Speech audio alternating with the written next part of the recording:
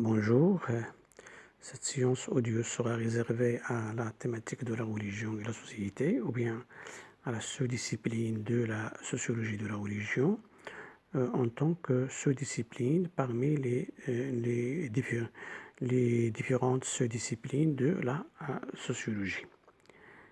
Et ce traitement-là ne sera possible qu'avec les pionniers de la sociologie, notamment avec le sociologue allemand Max Weber et le sociologue français Émile Durkheim.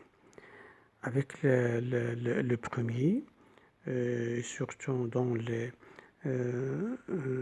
ces deux livres, le premier livre, Économie et société, et le deuxième livre, L'éthique protestante et l'esprit du capitalisme, il s'interroge sur la place réelle de la religion dans la vie sociale en général et dans la vie surtout économique des Européens et des chrétiens plus précisément.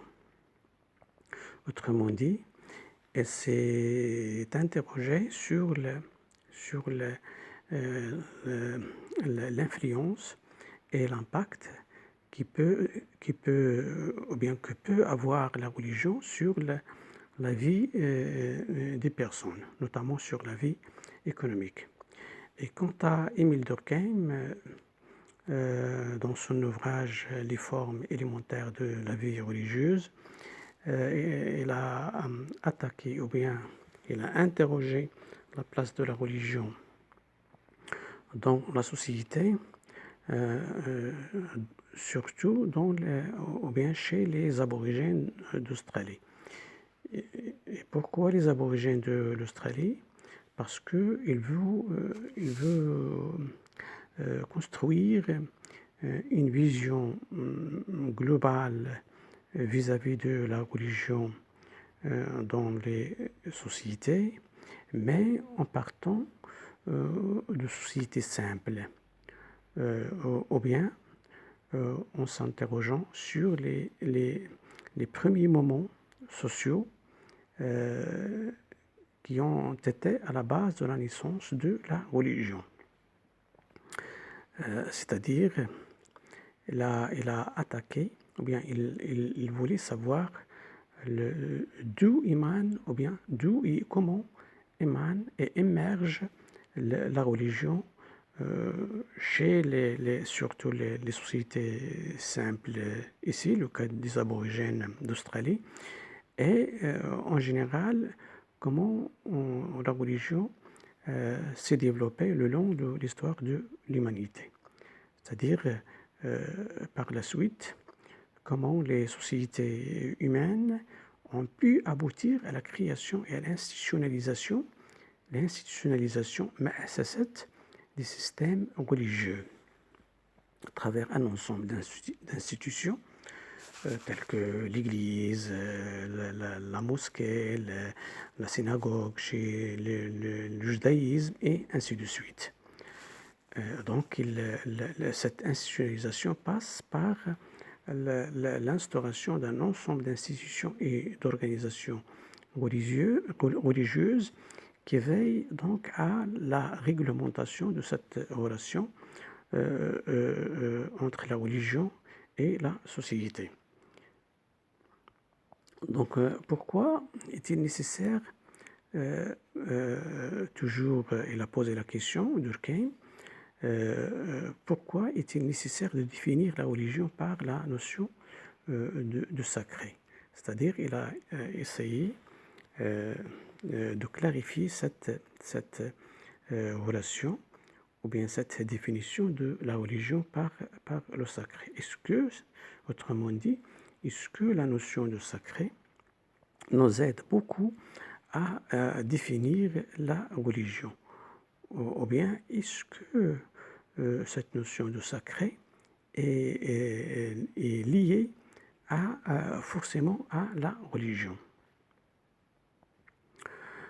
Voilà donc une idée brève sur la contribution ou bien l'apport des deux sociologues. Et dans cet apport-là, c'est-à-dire l'apport de Max Weber aussi bien que l'apport de Weber, et en lien avec cette notion de sacré, surtout, la recherche sociologique ne s'attaque pas essentiellement, ou bien ne vise pas à répondre à la problématique, ou bien à la question de l'essence du sacré, ou bien à la nature de la foi. C'est-à-dire, quelle est la nature, comment, ou bien quelle est la substance, quelle est l'essence de ce sacré. Mais l'analyse sociologique ne sera efficace et scientifique que s'il s'interroge sur les multiples interactions entre la religion et la société. Donc, ces multiples interactions sera l'intérêt primordial de la sociologie de la religion, c'est-à-dire apporter ou bien répondre aux différents types d'interactions qui définissent cette relation ou bien ce rapport-là entre la religion et la société. Donc voilà une partie essentielle ou bien une introduction essentielle pour comprendre qu'est-ce qu'on entend par analyse sociologique de la religion ou bien qu'est-ce qu'on entend par sociologie de la religion. Donc, si je peux répéter encore, je peux dire que l'analyse sociologique s'attaque donc à ces multiples interactions entre la religion et la société, loin de la question de l'essence, mahiyat al-muqaddas, l'essence du sacré, ou bien la nature de la foi, tabi'at al-iman. Donc, ce qui nous intéresse, c'est comment les gens vivent leur religion du point de vue pratique dans la société, ou bien vis-à-vis de la société et de communauté. Mais quand même, essayons de répondre à la question suivante. Comment peut-on percevoir la religion en tant que système de principes et de croyances liées à la pratique et au comportement collectif? Donc, autrement dit, c'est l'essentiel quant à l'analyse sociologique. Ces types, ou bien ce type d'interaction qui peuvent exister entre la religion et la société et de la dimension pratique de la religion, ce qui intéresse, ou bien parmi les questions qui intéressent la sociologie de la religion, c'est cette perception de la religion en tant que système de principes et de croyances. Mais qui est lié à la pratique et au comportement collectif.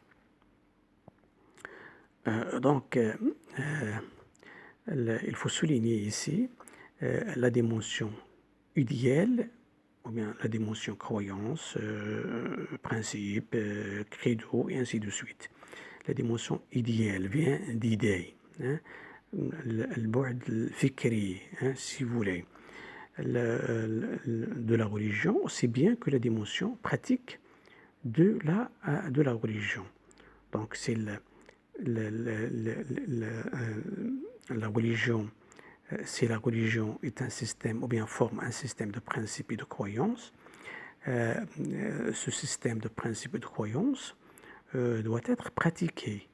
Et donc, du point de vue sociologique, comment on pratique, ou bien comment les personnes pratiquent ce système-là, ou bien comment les personnes rendent ce système de principes et de croyances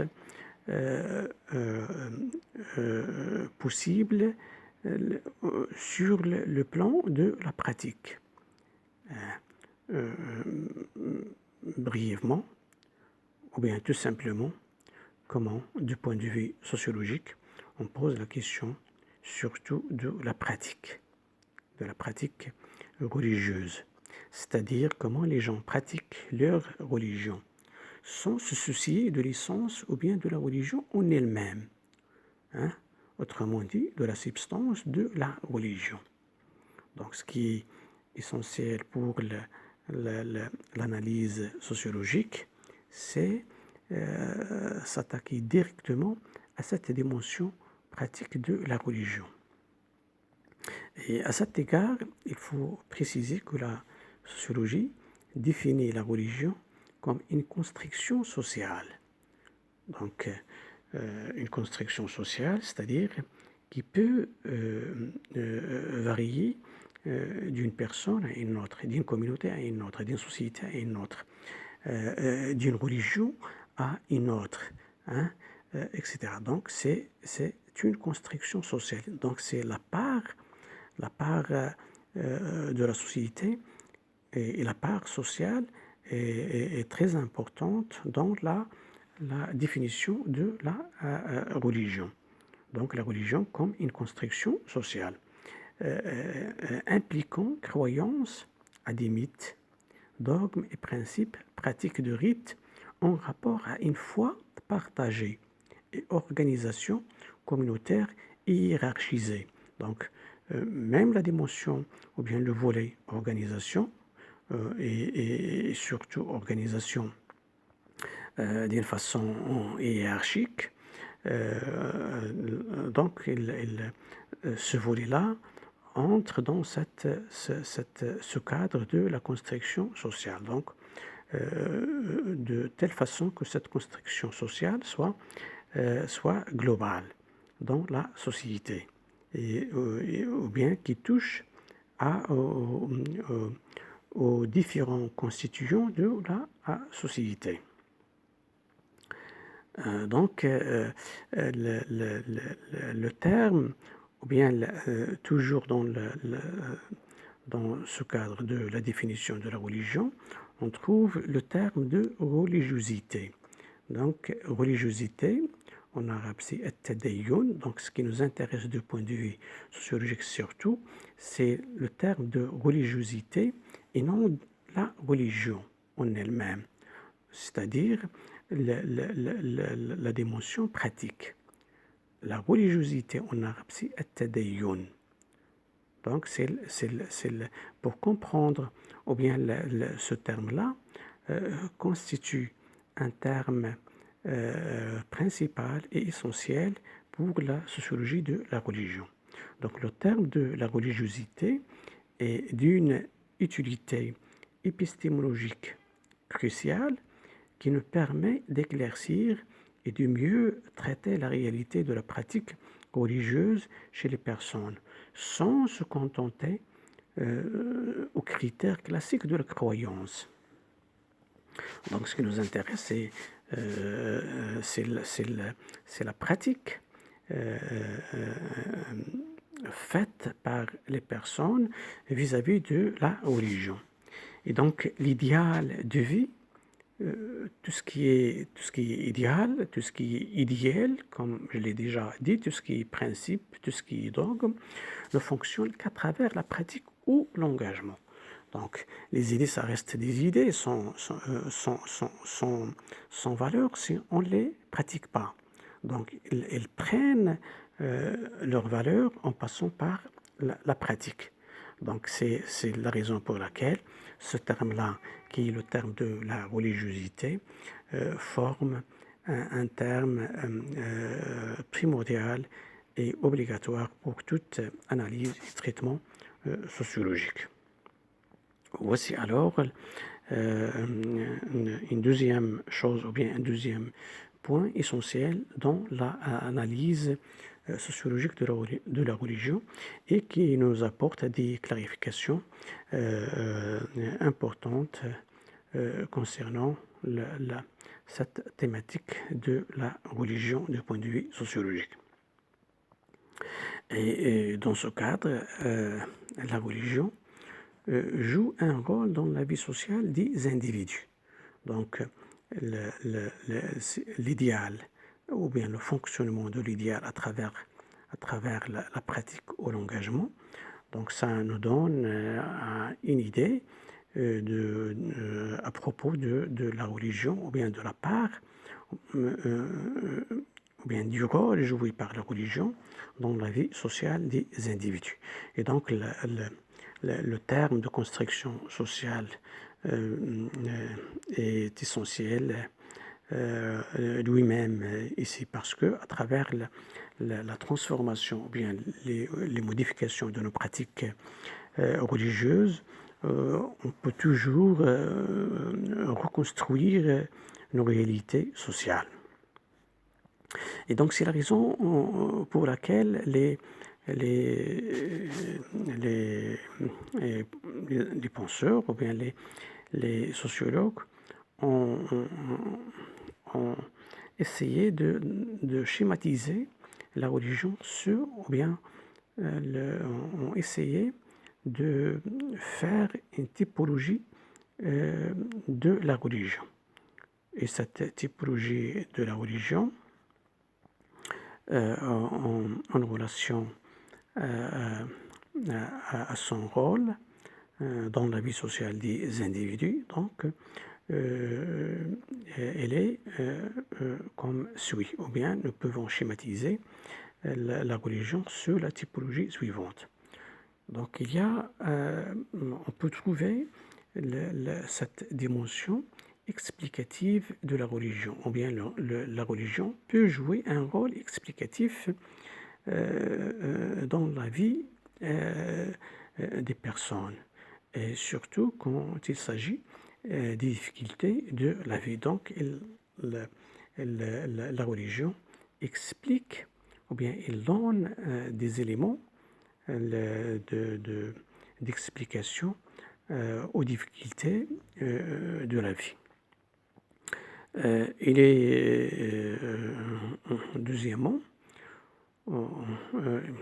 elle a un rôle d'organisation. Donc la religion peut participer à l'organisation donc de l'ordre social et de là donc participer à son pérennité. Donc cette dimension organisatrice est liée, donc est un rôle parmi les rôles joués par la religion. Et il peut encore jouer un rôle de sécurité. Donc elle est sécurisante en ce qui concerne le degré de supporter la peur et les tensions, surtout psychiques. Donc la foi et la religion en général nous aident à avoir cette sécurité et à sécuriser notre vie au sein de la société. Et elle est encore intégrative. Autrement dit, il peut jouer toujours un rôle intégrateur ou bien un rôle d'intégration en ce qu'il agit comme mécanisme de contrôle social sous l'égide d'une morale basée sur la sanction, mais aussi parce qu'il crée une communion, c'est-à-dire une union des croyants. Donc cette communion, ou bien cette défense de l'intégration de la communauté et de la pérennité de l'ordre social, donc ça appuie cette dimension intégrative de la religion. Et cette dimension passe obligatoirement par l'instauration de lois. Donc, il définit ce qui permet et ce qui non permet.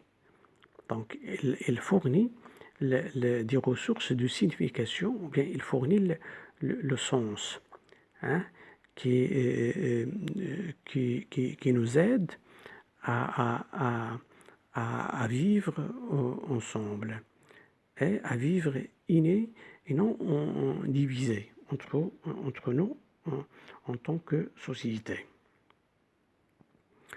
Voilà, donc cette typologie, elle est bien liée à la question du rôle de la religion, ou bien du rôle que la religion peut jouer dans l'équilibre et la pérennité de l'ordre social, aussi bien que vis-à-vis de la vie de la personne en elle-même. Voilà, je ne vais pas donc aller encore plus loin en matière de la religion par rapport à son origine, ou bien le mot de la religion. Donc, il y a pas mal d'idées dans le cours qui se trouve sur la plateforme de l'université. Vous pouvez toujours donc le consulter et détailler encore plus donc ce terme de religion et surtout les premiers auteurs qui ont participé à une vision scientifique de la religion. Donc ce qui nous intéresse ici, c'est surtout Max Weber et Émile Durkheim en tant que précurseurs ou bien pionniers de la sociologie des religions et qui avaient inauguré leur ou bien cette sociologie des religions qui avait inauguré sa naissance réelle après la Seconde Guerre mondiale. Donc ça, c'est essentiel. Donc cette période-là était une période propice pour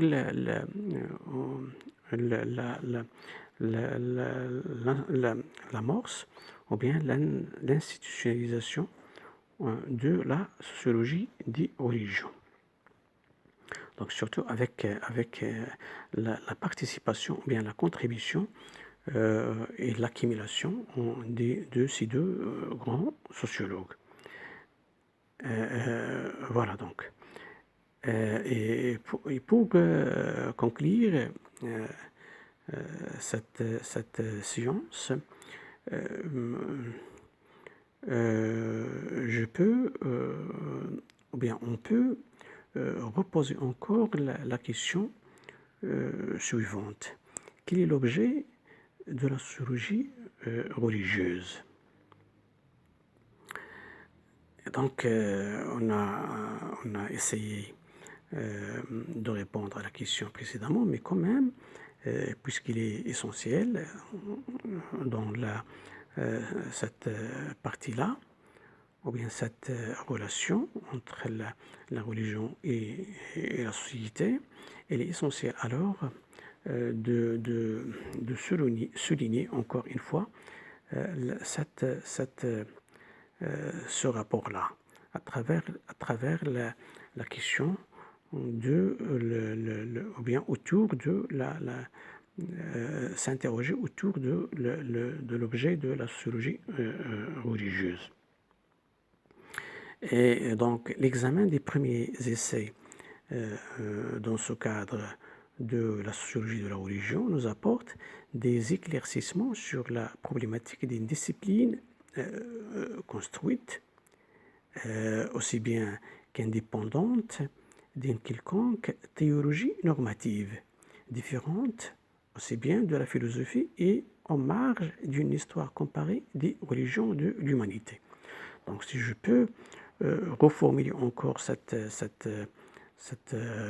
phrase, je peux dire que la sociologie de la religion a une caractéristique propre, a une spécificité propre qu'il fait d'elle une discipline différente et voire indépendante d'autres disciplines telles que la théologie ou bien la philosophie, surtout la philosophie de la religion, ou bien même l'histoire comparée des religions. Donc ça, c'est d'une part. Alors, on est face à une spécialité ou bien une discipline construite comme indépendante. Et de là, la sociologie religieuse s'intéresse avant tout aux religions du livre. Livre, un grand L, L en majuscule, qui est en arabe كتابية الديانات, les religions du livre, الديانات الكتابية, et les religions du livre sont l'islam, le christianisme et le judaïsme. Donc c'est les trois religions des livres. Et concernant donc cette sociologie religieuse s'intéresse avant tout aux religions du livre, concernant les croyances, les pratiques et les formes d'organisation dans les sociétés complexes et urbanisées. Donc, lorsqu'on dit sociologie religieuse, on dit société complexe et urbanisée, c'est-à-dire les sociétés développées, hein, sont passées, ou bien si on invite les sociétés traditionnelles, ou bien archaïques, ou bien non civilisées, alors la sociologie religieuse ne se pose même pas là. Donc, elle est là où les sociétés sont complexes et urbanisées. Donc, c'est la raison même de la naissance de la sociologie. Donc la sociologie n'est qu'une discipline moderne et qui reflète ce développement de la société moderne. Essayé Durkheim par les aborigènes de l'Australie, c'est pour comprendre le fonctionnement de la religion dans les sociétés complexes et urbanisées. Voilà donc brièvement ce qu'on peut aborder avec surtout les deux grands sociologues, Émile Durkheim et Max Weber, en matière de la sociologie de la religion et en tant que précurseur ou bien fondateur de la sociologie des religions. Voilà, et merci, j'arrête là.